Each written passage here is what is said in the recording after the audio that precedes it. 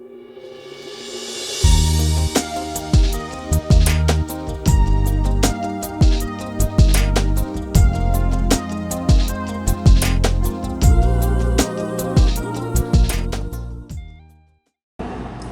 vou aqui para a inteligência artificial generativa.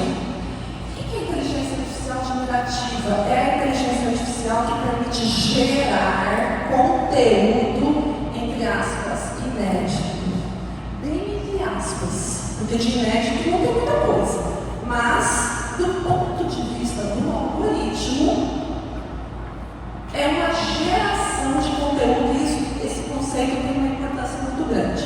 Mas o que eu queria chamar a atenção aqui nesse slide é que a gente tem uma série de trabalhos que permitiram chegar nos modelos generativos avançados, e eu faço destaque aqui para esse trabalho Perceptron, que é um tipo de modelo para neurônio artificial, que foi duramente criticado aqui por esses dois pesquisadores em 69, e olha quando que vem a próxima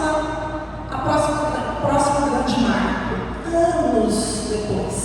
Porque com a crítica que Minsk e Papert fizeram, Estados Unidos principalmente, cortou o financiamento dessa área de pesquisa. A crítica era, não vai dar nada. Porque não vai dar nada. Eles mostraram matematicamente o problema e, enfim, não vai dar nada. Mas teve gente que teimou, que confiou. Foi lá, pesquisou. Chegou nesse 1986, esse Backpropagation. Isso é um algoritmo que permite fazer aquele tal de treinamento, criado pelo Geoffrey Hinton e o Rudyard Williams. Hinton ganhou o prêmio Nobel desse ano da física. Hinton e mais um pesquisador. Mas ele ganhou o conjunto da obra, mas é bom a gente lembrar que o que ele realmente contribuiu foi com o algoritmo de Backpropagation, que é o que a gente estuda para aprender como fazer funcionar essas estruturas neurais. E depois, lá na frente, olha aqui, aprendizado de máquina. Quem está aqui de novo? Aprendizado de máquina profundo? Hinton. Então, foi o cara. Eu acho que não foi sozinho, mas tem uma grande contribuição aí. E aí, então, o que a inteligência artificial generativa está fazendo por nós?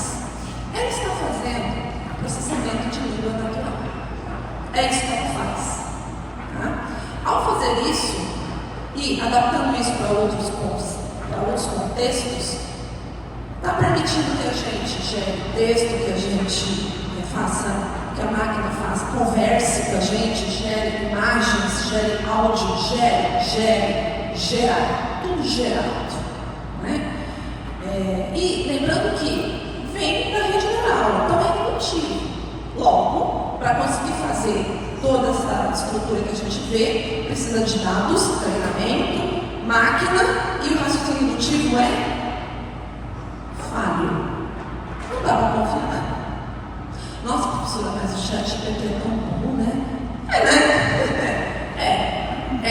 Do ponto de vista algoritmo diário, é incrível. Quando eu vi, eu pensei, acabou a minha pesquisa, não tem mais nada para fazer. Muita gente pensou isso.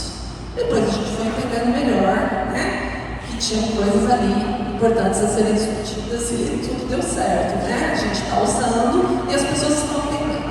Mas o que ele faz? Ele faz processamento de língua natural, que já é estudado desde a década de 70, mas era estudado no paradigma dedutivo. E o paradigma dedutivo correto, ele não produziria erros. Mas quem consegue transformar o conhecimento de mundo em linguagem formal? Ninguém conseguiu. Até que usaram o raciocínio indutivo para fazer isso, e aí ele conseguiu um grande avanço. Então, eu vou dar só um exemplo para vocês pensarem sobre a IA generativa, que é o seguinte: a IA generativa, ela é, em princípio, um algoritmo que encontra a probabilidade do próximo token. Vamos falar em token como sendo palavras. Então, o que ele faz? Ele aprendeu a probabilidade da próxima palavra com base em muito dado textual. Muito, demais. A gente não tem noção. da quantidade de dados que esses algoritmos usam para poder criar esse modelo que descobre a probabilidade da próxima palavra.